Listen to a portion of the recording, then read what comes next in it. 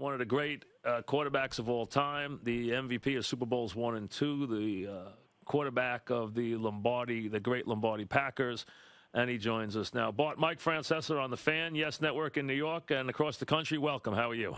Well, thank you for the welcome. I'm great, and it's great to be on with you. My pleasure, Bart. And for those folks, as we get ready for another Super Bowl who are old enough to have watched you, it brings back very, very fine memories of that great Packer team and, of course, your coach. Because I think when people see the trophy and they hear so many people compared to you and compared to him, I don't know if people remember exactly the process.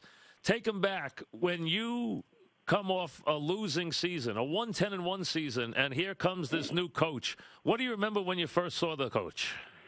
What a great teacher and leader he was. The minute he began to speak to us in our first group meeting in the morning in a classroom, you could tell immediately that he was an outstanding teacher. When he chose you, now he didn't right away, when he selected you, was it clear that he said, Bart, here's your chance, or Bart, you're now my quarterback? A little bit of both. I think he made it clear that I was going to be his quarterback, but that he had coached and talked to us over the last several days about what we had to do to remain there, is that we had to earn that right to be there. How much of it, they show that great movie, and in it, the old 9 yards short and the idea of what went on in the Eagle game. Did you guys think he was going to leave, go coach the Giants, or did you never really fear that he was going to do that?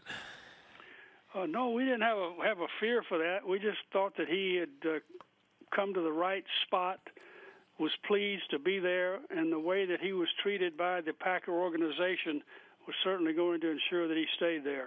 When did you know you had something special brewing? What team, what year was it, Bart, when you guys realized you had something special going?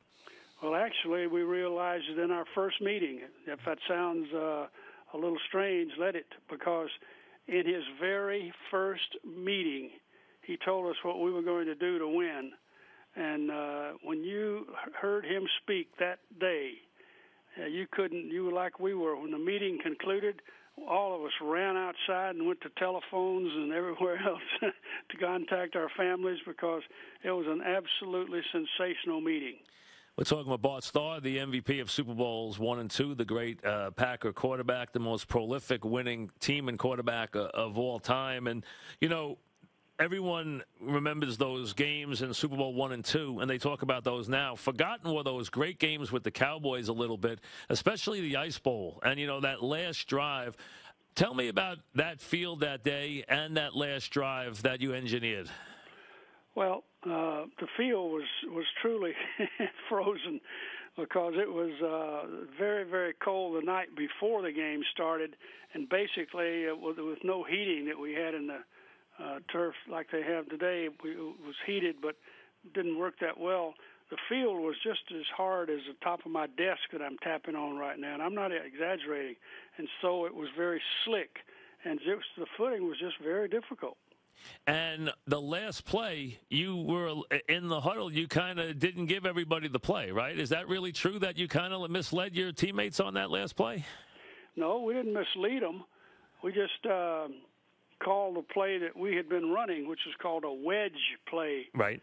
Blocking between the center and the right guard. And I just kept the ball and went in, and that was all that took place. But you didn't tell them you were going to keep it, right? No.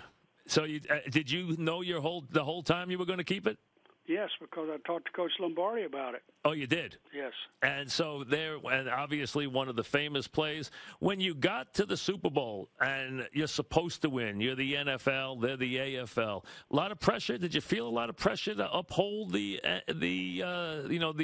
rights and the bragging privileges of the National Football League? A lot of pressure in Super Bowl I for you guys? Well, I don't know if there's a lot of pressure. There was pressure, but I think because of what we had been accustomed to facing in the National Football League, original league, I think we were mentally prepared for that.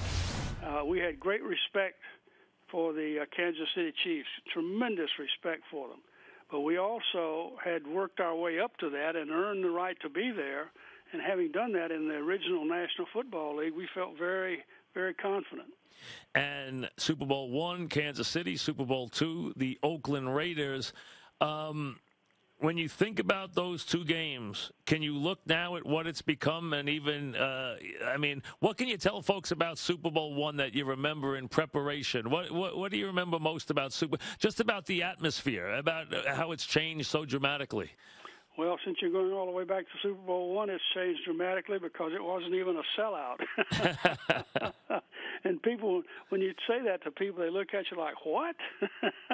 But it wasn't, because it was played in Los Angeles in the Coliseum, and that held a lot of people. And so there were a number of seats that day when it wasn't that filled.